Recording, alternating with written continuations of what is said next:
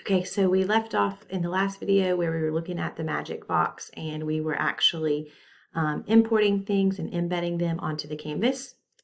We were looking specifically at YouTube videos and Google Images, and then I was going to show you guys how you can actually embed a website. So I can go down here to the little browser and I can click any of the websites that are already there.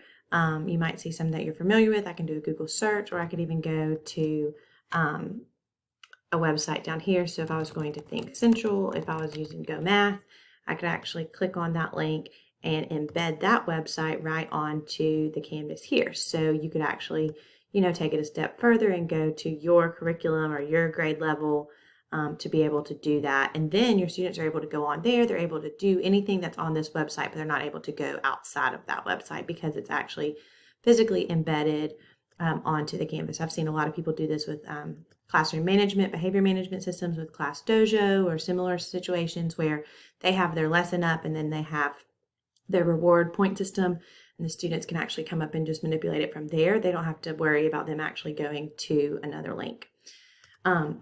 Then you have little widgets that you can do, which are like just little animated kind of Bitmoji type things. You can actually right here have students throw their content. So this is for probably upper level students, but if you had a student that was working one-to-one on their iPad or on their computer, they could actually throw their content up onto your canvas. So if you were using a big interactive panel, they could link and you could actually allow for them to share their screen with you. That's like if you're not using an external video platform already, you can do a pop quiz and you can actually write a question and you can preview the students' answers on there. Move this out of the way. You can do a whole number of things with these things right here. These three little last options are more of like a learning management system type thing of the software. So if you're already using a learning management system, you might not use those, but these are really cool to explore a little bit further.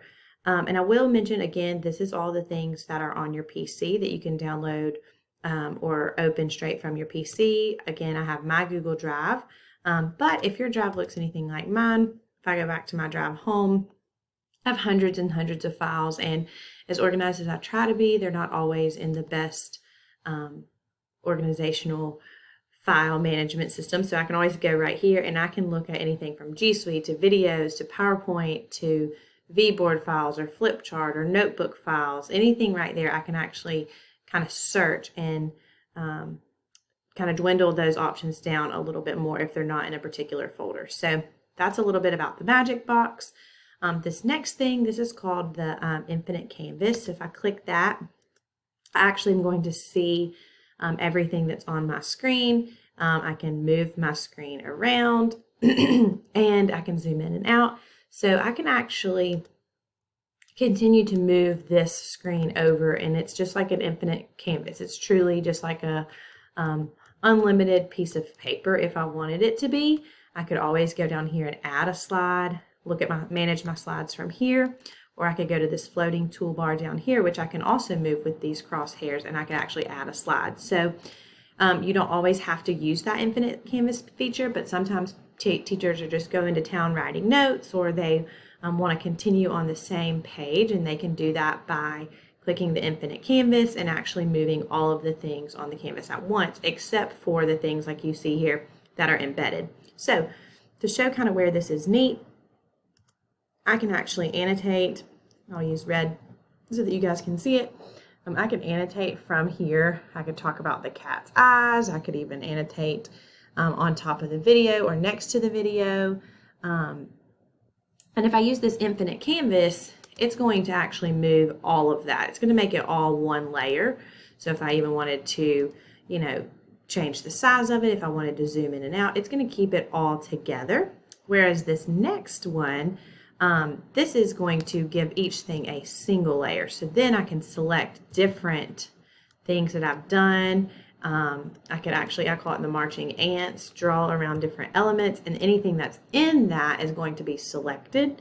And now you'll see like on here, this is locked, but I can actually move these different things because I'm using this simple select tool versus the infinite canvas. Again, if I move the infinite canvas, it's going to move everything on my page, including my annotations, but the next one is going to actually select single layers of things. So you can use your finger and you can actually, or your marker that's included on your board, and you can draw around a certain area and it's going to select everything that's in that area, or it will select a separate object if you wanted to. It's going to do different layers where, again, that infinite canvas is going to do everything. So I'm going to delete these things.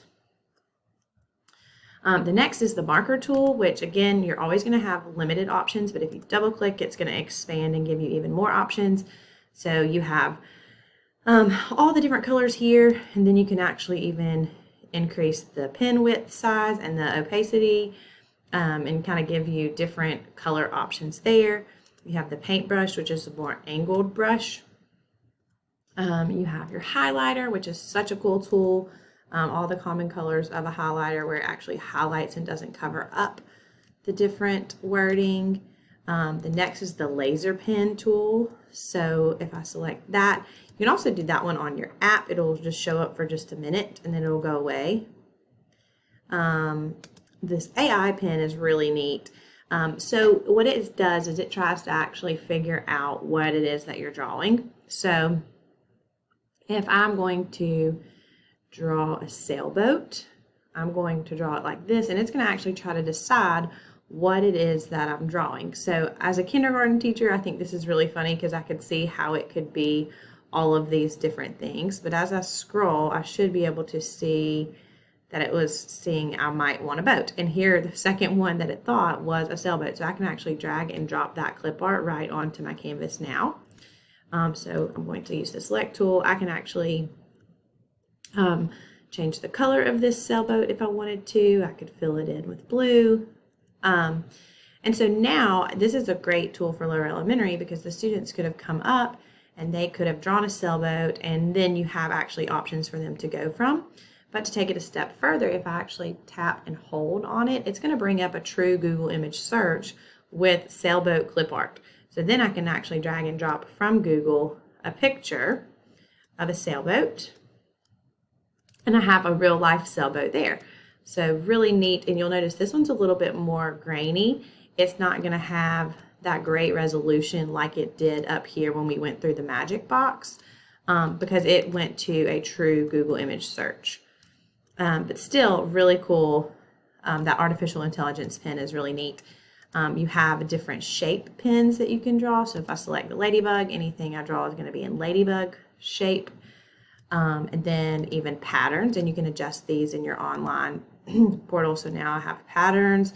These are fun for tracing spelling words, just all kinds of different use cases you could have there. But the patterned pens are really fun too. So that's just a little bit about the pen features. The next is the eraser. So you can actually select the eraser and erase different things. You can use a flat palm and erase things. You can, erase like that. Just erase your different things, or you could do a lot of other options. You could do the marching ants if you wanted to. You could do the select tool. You can actually erase just by clicking on different things. So lots of options there. The next is the shapes tool. And again, you have 3 limited options. If you double click, it expands a whole lot. There's a lot of things that you can do here. Really cool. You can draw a table. You can do 3-dimensional shapes. I can actually select this triangle, draw the triangle. You'll see as I'm doing it, it shows the angles. It shows the lengths and the measurements of all the sides. And then those measurements go away if I want them to. Over here, you'll see this little expanded menu. I can actually click this and it'll show the angles again. This is cool because you could get your students to come up and measure it with a protractor.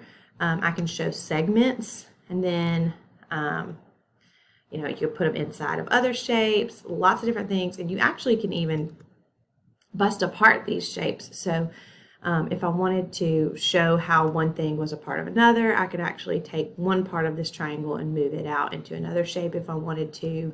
I could adjust different things. I mean, so many different options here. And This is where ViewSonic is doing like live updates. So some days you'll get on here and there might be an extra tool that they're trying to see. They really hear feedback from educators and they try to adjust it to meet the needs of those educators. So you can add different things, just really, really neat. I'm going to go ahead, and delete this shape because it doesn't have to do with nouns. Again, see, I just circled and I got too many things. So now I draw a smaller circle and it only selected those things. Again, you have your 3D shapes.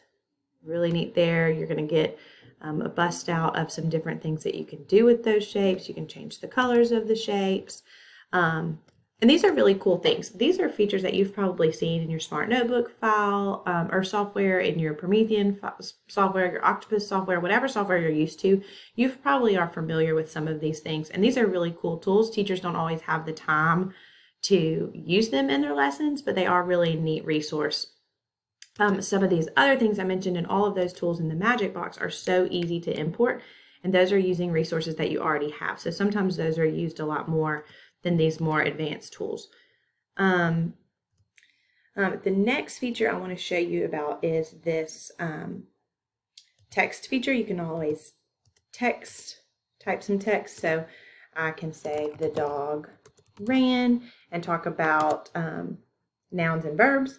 I can make it a little bit bigger by selecting the text. I can change the font size, the color, all of those things. I can make it bigger. I can select it and expand it like that. The dog ran. And then I can also move my video over here. I can change the color. I can bring it to the front, all of those different things. But if I double click on it, I'm going to get some other options right here. And so I want to really talk about some of those. You guys know what these are. This is actually that immersive reader. So I can click right here on the book. It's going to bring me to another page. And so our video will get cut off in just a second. So I'm going to stop right here and we'll start back with the immersive reader tool.